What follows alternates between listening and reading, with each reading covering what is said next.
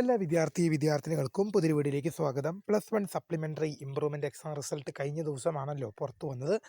അപ്പോൾ അതിൻ്റെ revaluation photo copy സ്ക്രൂട്ടണിക്കുള്ള അപേക്ഷിക്കാനുള്ള അവസാന തീയതി നാളെയാണ്. റീവാല്യൂഷൻ റിസൾട്ട് എന്നായിരിക്കും പ്രസിദ്ധീകരിക്കുക എന്ന് പല വിദ്യാർത്ഥികളും ചോദിക്കുന്നൊരു സംശയം തന്നെയാണ്. വിദ്യാർത്ഥികളുടെ മുഴുവൻ സംശയങ്ങൾക്കുള്ള മറുപടിയാണ് ഈ ഒരു വീഡിയോയിൽ കൂടെ നിങ്ങളുമായി പങ്കുവെക്കാൻ ആഗ്രഹിക്കുന്നത്. വിശദമായ വാർത്തയിലേക്ക് പോകും മുമ്പായിട്ട് ആദ്യമായിട്ട് ഈ ചാനൽ കാണുന്ന വിദ്യാർത്ഥി ഉണ്ടെങ്കിൽ തീർച്ചയായും മറക്കണ്ട സബ്സ്ക്രൈബ് ചെയ്ത് കൂടെ പറയാൻ പ്രത്യേകം ശ്രദ്ധിക്കാം.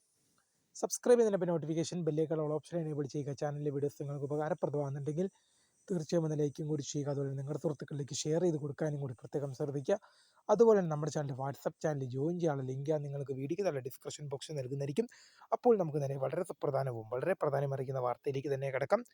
+1 സപ്ലിമെൻ്ററി ഇംപ്രൂവ്മെൻ്റ് എക്സാം റിസൾട്ട് കഴിഞ്ഞ ദിവസം DHSC directorate of higher secondary പുറത്തുവിട്ടു.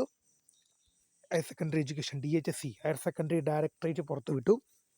അങ്ങനെ വരുമ്പോൾ വിദ്യാർത്ഥികൾക്ക് കഴിഞ്ഞ ദിവസങ്ങളിൽ റീവാല്യൂഷൻ ഫോട്ടോ കോപ്പി സ്ക്രൂട്ടണിക്കൊക്കെ അപേക്ഷ കൊടുക്കാമായിരുന്നു. അങ്ങനെ അപേക്ഷകൾ സ്വീകരിക്കുന്ന റീവാല്യൂഷനും ഫോട്ടോ കോപ്പിക്കും റീവാല്യൂഷൻ 500 രൂപ, ഫോട്ടോ കോപ്പിക്ക് 300 രൂപ, സ്ക്രൂട്ടണിക്ക് 100 രൂപ എന്ന രീതിയിലാണ് ഫീ പേയ്മെൻറ്റ്. ഇതിൻ്റെയൊക്കെ അപേക്ഷ സ്വീകരിക്കുന്നതിനുള്ള അവസാന തീയതി മെയ് മാസം 12-ാം തീയതി നാളെയാണെന്ന് ഓർത്തിരിക്കുക. നാളെ വൈകുന്നേരം 5 മണിക്ക് ശേഷം ലഭിക്കുന്ന യാതൊരു അപേക്ഷകളും റീവാല്യൂഷൻ ഫോട്ടോ കോപ്പി സ്ക്രൂട്ടണിയിലേക്ക് പരിഗണിക്കുന്നതല്ല. അതുകൊണ്ട് തന്നെ നിങ്ങൾ ഏതെങ്കിലും വിഷയത്തിന് റീവാല്യൂഷനോ ഫോട്ടോ കോപ്പിയോ സ്ക്രൂട്ടണിയോ ഒക്കെ കൊടുക്കാൻ ആഗ്രഹിക്കുന്നുണ്ടെങ്കിൽ നാളെ വൈകുന്നേരം 5 മണിക്ക് മുമ്പായിട്ട് നിങ്ങൾക്ക് എന്ത് ചെയ്യാൻ സാധിക്കും? നിങ്ങളുടെ ആപ്ലിക്കേഷൻ കൊടുക്കാൻ സാധിക്കും. എങ്ങനെയാണ് അപേക്ഷ കൊടുക്കേണ്ടതെന്ന് ചോദിക്കുന്നത്? അതുകൊണ്ട് നിങ്ങൾ ഏത് സ്കൂളിലാണോ +1 സപ്ലിമെൻ്ററി ഇംപ്രൂവ്മെൻറ്റ് പരീക്ഷ എഴുതിയത് ആ സ്കൂളിലെ പ്രിൻസിപ്പൾക്കാണ് നിങ്ങൾ അപേക്ഷ സമർപ്പിക്കേണ്ടത്. റീവാല്യൂഷൻ റിസൾട്ട് എന്ന് വരും. ഇപ്പോൾ റീവാല്യൂഷൻ്റെ ആപ്ലിക്കേഷൻ നാളെ അവസാനിക്കുകയാണ്. ശേഷം ഉടൻ തന്നെ അതിൻ്റെ വാല്യുവേഷൻ നടപടികൾ ആരംഭിക്കും.